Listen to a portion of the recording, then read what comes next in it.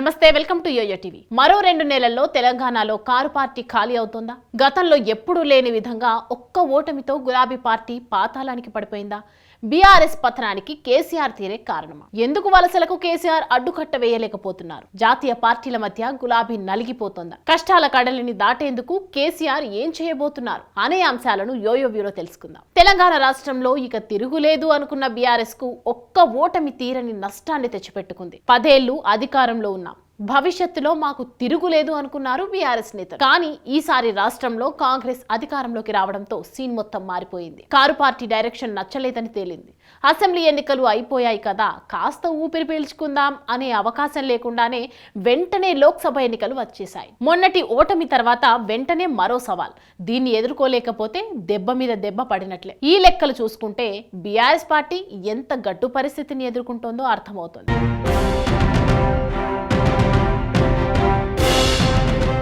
అయితే ఈ ఓటమిని భరించలేని కొంతమంది నేతలు పార్టీ నుంచి వీడుతుంటే మరికొంతమంది ఎమ్మెల్యేలు మాత్రం పార్టీ కార్యక్రమాలకు దూరంగా ఉంటున్నారు.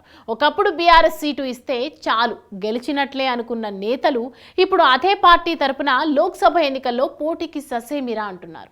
అగ్రనేతలు కూడా పోటీ చేయాలంటే భయపడుతున్నారు. నల్గొండ నుంచి పోటీకి దిగుతానన్న గుత్త కొడుకు అమిత్ పోటీ నుంచి తప్పుకుంటున్నానని పార్టీకి సంకేతాలిచ్చాడు. గత లోక్సభ ఎన్నికల్లో బీఆర్ఎస్ నుంచి సికింద్రాబాద్ అభ్యర్థిగా పోటీ చేసిన మాజీ మంత్రి తలసాని తనయుడు సాయి కూడా పోటీకి వెనకాడుతున్నారు. ఇటు మల్కాజ్గిరి నుంచి తన కొడుకు భద్రారెడ్డిని బరిలోకి దింపుతానన్న మల్లారెడ్డి కూడా ఆలోచనలో పడ్డారు. చేవెళ్ల సిట్టింగ్ ఎంపీ రంజిత్ రెడ్డి పోటీకి సిద్ధంగా లేనని పార్టీకి సంకేతాలు కూడా ఇచ్చారు. వరంగల్, మహబూబాబాద్, ఆదిలాబాద్, పెద్దపల్లి, భువనగిరి వంటి నియోజకవర్గాల్లో నేతలు పోటీకి సై అంటున్నారు. కానీ ఖర్చులు మావి కాదు, పార్టీనే భరించాలని కండిషన్ పెడుతున్నారు. ఇలాంటి పరిస్థితి వస్తుందని బీఆర్ఎస్ కలలో కూడా ఊహించి ఉండదు. పార్టీ స్థాపించిన ఇన్నేళ్ల తర్వాత గులాబీ పార్టీ ఇలాంటి గడ్డు పరిస్థితిని ఎదుర్కొంటోంది. దీనికి తోడు కారు పార్టీ ఎమ్మెల్యేలు ఒక్కొక్కరు సీఎం రేవంత్ ఇంటికి క్యూ కడుతున్నారు. పార్టీలో ఉంటూనే మా ఓటు మీకే అని రేవంత్ కలుస్తుంటే ఇంకొందరు ఏకంగా పార్టీనే వీడుతున్నారు. కేసీఆర్ సొంత జిల్లా అయిన మెదక్ నుంచి ఆ మధ్య 4 ఎమ్మెల్యేలు రేవంత్ ఇంటికి వెళ్లి కలిసి వచ్చారు.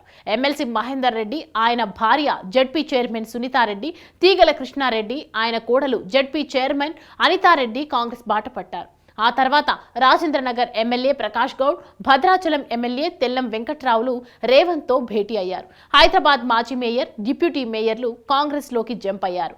వరంగల్ మేయర్ గుండు సుధారాణి రేవంత్తో భేటీ అయ్యారు. రామగుండం, వరంగల్ మున్సిపల్ కార్పొరేటర్లు, కౌన్సిలర్లు కాంగ్రెస్ బాట పట్టారు. తెలంగాణ వ్యాప్తంగా మున్సిపాలిటీల్లో మెంబర్స్ అంతా జంప్ అవుతున్నారు. హస్తం పార్టీ 5 ఏళ్లు పాలించే ప్రభుత్వం కాదని, కొద్ది రోజుల్లోనే బీఆర్ఎస్ యాదికి వస్తుందని చెప్తున్న బీఆర్ఎస్ నేతల్లో మాత్రం నమ్మకం కలగడం లేదు. తమ రాజకీయ భవిష్యత్తు కోసం కొంతమంది కాంగ్రెస్లో చేరితే మరికొంతమంది మాత్రం బీజేపీ బాట పట్టారు.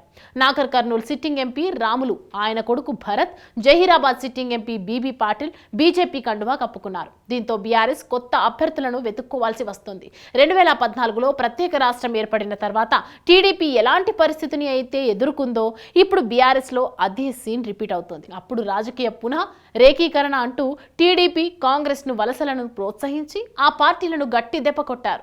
అలా అదృశ్యమైన కాంగ్రెస్ 10 ఏళ్ల కష్టపడి అధికారాన్ని సాధించింది. సరిగ్గా ఇప్పుడు బీజేపీ కాంగ్రెస్ లు బీఆర్ఎస్ ను ఖతం చేసే పనిలో ఉన్నాయంటున్నారు. గులాబీ కండువా కనుమరుగైతే తమకు భవిష్యత్తు ఉంటుందని కమలం, హస్తం పార్టీలు భావిస్తున్నాయి.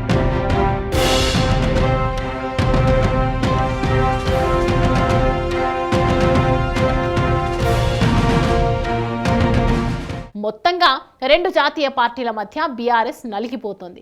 రాజకీయాల్లో అధికారం శాశ్వతం కాదని అందరికీ తెలిసిందే. కానీ ఓటమి ఎదుర్కొని నిలబడమే నిజమైన రాజకీయం. కష్టకాలంలో అందరూ కలిసికట్టుగా నిలబడితే తేరుకోవడం తేలిక అవుతుంది.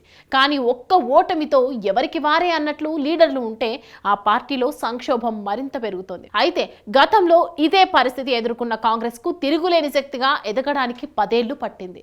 అయితే ఇక్కడ బీఆర్ఎస్ పరిస్థితి వేరు. అలా అసెంబ్లీ ఎన్నికలు ఎన్నికలు అయ్యాయో లేదో ఇలా పార్లమెంట్ ఎన్నికలు వచ్చేశాయి. ఈసారి కూడా ఓడిపోతే మాత్రం బీఆర్ఎస్ పరిస్థితి దారుణంగా మారుతుంది. ఇవి చాలదన్నట్లు బీఆర్ఎస్ ను లిక్కర్ కేసు టెన్షన్ పెడుతోంది. గత ఎన్నికల నుంచే నడుస్తున్న ఈ కేసు అనేక మలుపులు తిరుగుతూ వస్తోంది. ఇప్పుడు ఈ కేసులో ఏం జరుగుతుందో బీఆర్ఎస్ ఊహించని పరిస్థితి నెలకొంది. అయితే సాధారణంగా ప్రాంతీయ పార్టీలు సంక్షోభంలో పడడం కొత్తేమి కాదు. పార్టీలు ఒక నేత ఇమేజ్ ఆధారంగా ఎదుగుతాయి. ఆ నేత పరిస్థితి కాస్త అటు ఇటు అయితే పార్టీ కష్టాల్లో పడ్డట్లే. ఇలాంటి ఉదాహరణలు కూడా ఎన్నో ఉన్నాయి. తమిళనాడులో జయలలిత మరణించాక అన్నా డిఎంకే పార్టీ అతి గతి లేకుండా పోయింది. ఈ విషయం జాతీయ పార్టీల పరిస్థితి కాస్త మెరుగ్గా ఉంటుందని చెప్పాలి. ఎందుకంటే ఆ పార్టీ ఒక రాష్ట్రంలో ఓడినా మిగతా రాష్ట్రాల్లో విజయం సాధించే అవకాశం ఉంటుంది. ఇందుకు ఉదాహరణ కాంగ్రెస్ పార్టీ. కానీ ప్రాంతీయ పార్టీ పరిస్థితి ఇలా ఉండదు. ఒక్కసారి ఓడిపోతే ఇమేజ్ తగ్గుతుంది, వలసలు పెరుగుతాయి, కేసులు చుట్టుముడతాయి. ఇవన్నీ ఎదుర్కొని నిలబడాలని ఎంతో శ్రమించాల్సి ఉంటుంది. అందుకు క్యాడర్ కూడా ముఖ్యం. అయితే ప్రస్తుతం తెలంగాణ బీఆర్ఎస్ కూడా ఇలాంటి గడ్డు పరిస్థితిని ఎదుర్కొంటోంది. ఇప్పటికే చాలా మంది పార్టీని వీడుతున్నారు. ఇదే కొనసాగితే లోక్సభ ఎన్నికల తర్వాత బీఆర్ఎస్ పార్టీ ఖాళీ అవ్వడం ఖాయం.